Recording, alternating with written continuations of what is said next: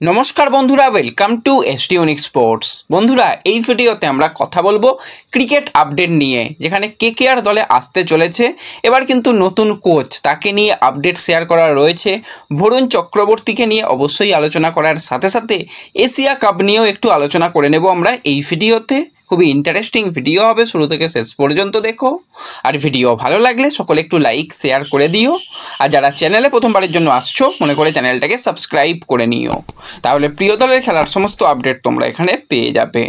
তো চলো আর দেরি না করে ভিডিও শুরু করা যাক। তো প্রথমেই যদি আমরা একটুখানি এশিয়া কাপ নিয়ে কথা বলি, তো এশিয়া কাপের কিন্তু আমরা টপ 4টে দলকে পেয়ে গেছি। তার মধ্যে অবশ্যই ইন্ডিয়া তো থাকবে, তারা বিশ্ব চ্যাম্পিয়ন। এছাড়া শ্রীলঙ্কা রয়েছে, বাংলাদেশ রয়েছে এবং পাকিস্তান রয়েছে।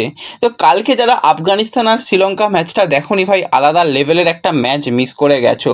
সেখানে দুনিতকে লাস্ট ওভারে মোহাম্মদ নবী যেভাবে মারলো, মানে বিভৎস মোহাম্মদ নবী কিন্তু কালকে মেরেছে। 22 বলে 60 রান করেছে। শেষ পর্যন্ত হয়তো লাস্ট বলটাতেও 6 খেয়ে যেতে পারতো, তো সেখানে একটা রান হয় এবং রান আউট হয়েছিল মোহাম্মদ নবী।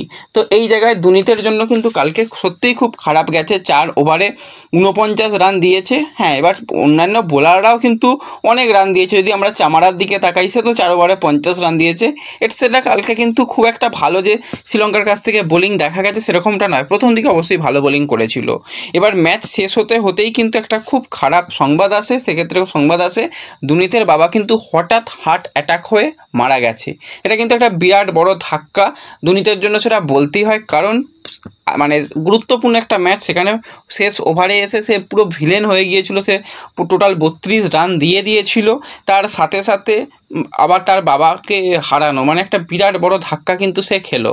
এবং খুব সম্ভবত তার ওরকম শেষ ওভারের বোলিং, সেটাকে দেখেই হয়তো বা তার বাবার হার্ট অ্যাটাক হয়েছে এরকম অনুমান করা হয়েছে, যদিও সেটা অফিসিয়াল কিছু নয়। তো দেখো, এরকম হতেই পারে।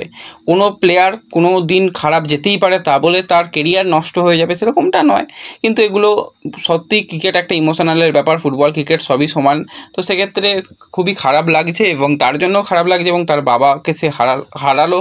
সত্যি একটা খুব খারাপ সংবাদ। তো যাই হোক, এর সাথে সাথে আমরা যদি কথা বলি একটুখানি যে পরবর্তী যেটা রাউন্ড হবে টপ 4 4টে দলকে নিয়ে, তো সেখানে কি খেলা রয়েছে। প্রথম 20 তারিখ থেকেই কিন্তু খেলা শুরু হয়ে যাবে। সেখানে শ্রীলঙ্কা বাংলাদেশ প্রথম ম্যাচে মুখোমুখি হবে। 21 তারিখে ইন্ডিয়া পাকিস্তান আবারও ম্যাচ রয়েছে।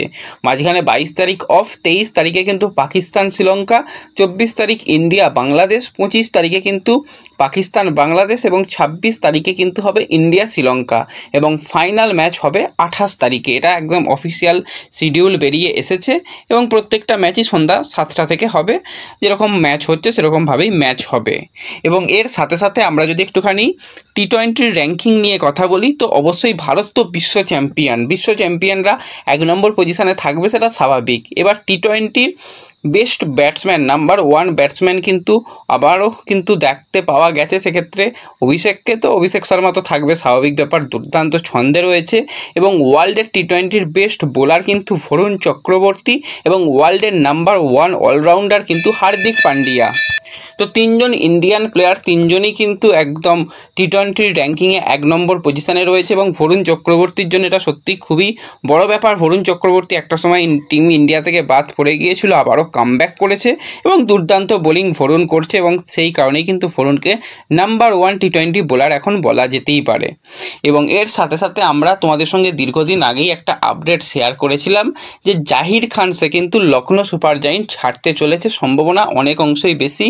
কারণ কেকেআর থেকে ভরত অরুণ সে কিন্তু গেছে লখনৌ সুপার জায়েন্টের বোলিং কোচ হিসাবে। ভরত অরুণকে কিন্তু তারা নিযুক্ত করেছে। তো সেক্ষেত্রে কোনোভাবেই সেখানে মেন্টর হিসাবে দেখতে পাওয়া যাবে না জাহির খানকে, সে ছাড়তে চলেছে। এবার কিন্তু সেটা একদম অফিসিয়ালি হয়ে গেল যে জাহির খান কিন্তু লখনৌ সুপার জায়েন্ট পুরোপুরি ছেড়ে দিয়েছে এবং সে কিন্তু বর্তমানে ফ্রি রয়েছে। এবং এরকমটাও আগেও রিপোর্ট এসেছিল, জাহির খানকে কিন্তু পরবর্তী সময় কেকেআর দলের অপশান হিসাবে একটা ভাবা হচ্ছে, সেখানে বোলিং কোচ হিসাবেও ভাবা হতে পারে বা মেন্টর হিসাবেও ভাবা হতে পারে। এখনও ব্যাপারটা স্পষ্ট নয় বোলিং কোচ নাকি মেন্টর হিসাবে কেকেআর ম্যানেজমেন্ট তাকে দেখছে, সেই দিকে এখনও স্পষ্ট নয়, কিন্তু সম্ভাবনা অনেক অংশই বেশি সে কেকেআর দলেই যোগ দিতে চলেছে এবং খুব তাড়াতাড়ি হয়তো এই ব্যাপারটা অফিসিয়াল অ্যানাউন্সমেন্টও এসে যাবে। তো জাহির খানকে যদি কেকেআর নেয় অ্যাজ এ বোলিং কোচ বা মেন্টর হিসাবে, আমি তো বলবো খুবই ভালো ব্যাপার, কারণ একটা সিজন খারাপ আর কারো যেতেই পারে। তো সেক্ষেত্রে লখনৌ সুপার জায়ান্টের লাস্ট সিজনটা খুব একটা ভালো যায়নি, তো সেখান থেকে লখনৌ বড় সিদ্ধান্ত নিয়েছে, সেটা তাদের ব্যাপার। কিন্তু কেকেআর যদি অবশ্যই এরকম একজন মানুষকে যদি কোচ হিসাবে নিয়ে আসে, সেটা কিন্তু কেকেআরের জন্য খুব ভালো একটা ব্যাপার হবে। কারা কারা জাহির খানকে কেকেআর দলের কোচ হিসাবে দেখতে চাও অবশ্যই কিন্তু আমাকে কমেন্টে জানিও, আর ভিডিও ভালো লাগলে লাইক শেয়ার করে দিও। দেখা হবে পরবর্তী ভিডিওতে। ধন্যবাদ।